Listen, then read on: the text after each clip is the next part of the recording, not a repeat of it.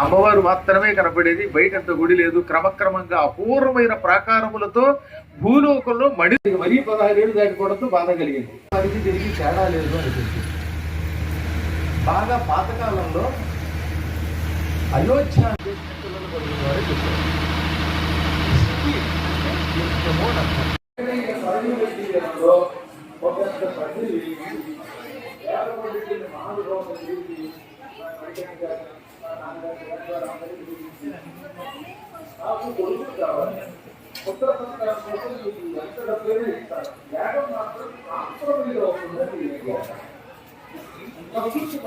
सूर्य नामदेस्य सर्वज्ञः सह कुर्मः वीरेन्द्र गोत्रोस्य सुरेश नामदेस्य सर्वज्ञः सह कुर्मः आर्मल गोत्रोस्य शिशुप्रकाश नामदेस्य कामिनी नामदेस्य विशुद्ध नामदेस्य सह कुर्मः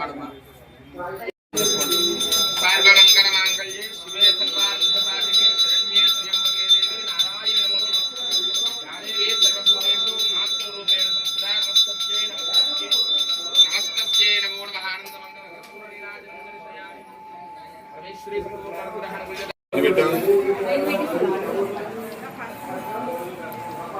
ఏమీ రాకపోతే నీకేమొచ్చు అంటావేమో, నువ్వు ఉన్నావు అని నమ్మడం వచ్చు అన్నాడు ఆయన.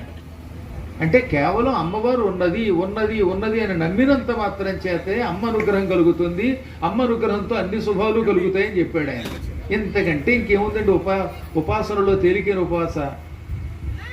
మీరు లోపలికి వెళ్ళాక ఏమీ చెక్కర్లా, ఓ నమస్కారం చేసి నువ్వు ఉన్నావు అని నమ్మితే. ఎప్పుడైనా భార్యాభర్తలు తగాదా పడితే వాళ్ళ మధ్యలో ఐకమత్యం కావాలంటే ఒక యజ్ఞం ఉన్నది, మిత్రకామేష్టి. కొడుకులు కావాలని చేస్తే పుత్రకామేష్టి, ధనం కావాలని యజ్ఞం చేస్తే ధనకామేష్టి, గృహం కోసం చేస్తే గృహకామేష్టి. ఇలాంటి యాగాలు ఎన్నో ఉన్నాయి. ఈయన్ని పుత్రకామేష్టి చెయ్యమని విశ్వామిత్రుడు అన్నాడు. వెంటనే ఈయన సరయూ నదీ తీరంలో ఒక పెద్ద పందిరి వేయించి మన మణికంఠ గారిని, వాళ్ళ నాన్నగారిని, ఇలాంటి వాళ్ళందరినీ పిలిపించి, నాకు కొడుకులు కావాలి, పుత్ర సంతానం కోసం మీకు ఎంత డబ్బైనా ఇస్తాను, యాగం మాత్రం కాంప్రమైజ్ అవ్వకుండా చెయ్యండి అన్నాడు. కక్కుర్తి పడకుండా చేయండి అనగానే వాళ్ళు మొదలు పెట్టారు. విలపనం పరంజానే మాతకత్వదనుసరణం క్లేశకరణం. అమ్మా, నిన్ను స్తోత్రం చేద్దామంటే నాకు స్తోత్రాలు రావు, పోనీ నీ గురించి జపం చేద్దామంటే మంత్రం రాదు. ఏది అన్ని మంత్రాలు ఇచ్చిన వాడు నాకు మంత్రం రాదు అంటాడు. మన భార్య జరిగిందేదో జరిగింది, మళ్ళీ వెనక్కి వెళ్ళాలి. కాకపోతే నువ్వు నా కాళ్ళు పట్టుకున్నావు కనుక గాలిపడి శాపాన్ని కొంచెం మారుస్తున్నా. నీకు కొడుకు పుడతాడు, 16 ఏళ్ళు వచ్చేదాకా శుద్ధంగా ఉంటాడు. సరిగ్గా 16 ఏళ్ళు దాటగానే వాడు పండితుడు అవడం మొదలెట్టాడు. ఏం చేశాడని మిత్రకామేష్.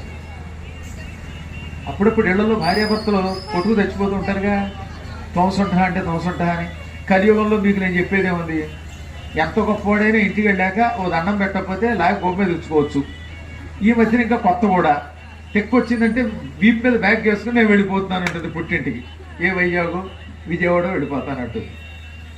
దాంతో ఈ మొగుడు గిదగిదలాడాలి. ఎంత ఆఫీసర్ అయినా, ఏ ఉద్యోగంలో ఉన్నా భార్యామణి వెళ్ళిపోతే వంట చేసుకోవడం కష్టం. ఈ మధ్యన కొంత తేడా వచ్చిందండో, అసలు ఇంట్లో వంట ఎవరూ చేయటం లేదు.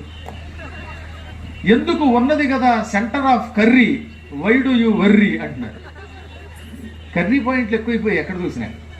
ఈ మాయదారి కర్రీ పాయింట్లో ఉన్న కూర తెచ్చుకు తినడం వల్ల అందరికీ రోగాలు. ఆ కర్రీ తెచ్చుకు తింటే ఎయిడ్స్ రాకపోతే, లేకపోతే కోవిడ్ రాకపోతే ఆవిడ వస్తుందా? ఎప్పటిదంటే ఆ కూర మాంధాతకాలం నాటి నూనె, ఆ నూనెలోనే ఆ దుంపలు వేయించి అవి తీసుకెళ్లి దాచి మళ్ళీ మర్నాడు వేడి చేసి మీకు ఇస్తూ ఉంటే ఇంటికి తెచ్చుకుని భలే ఉందని కరకరా తింటున్నారు. శరీరం అంతా రోగమయమైపోయింది. తాజాగా వండుకు తినాలి.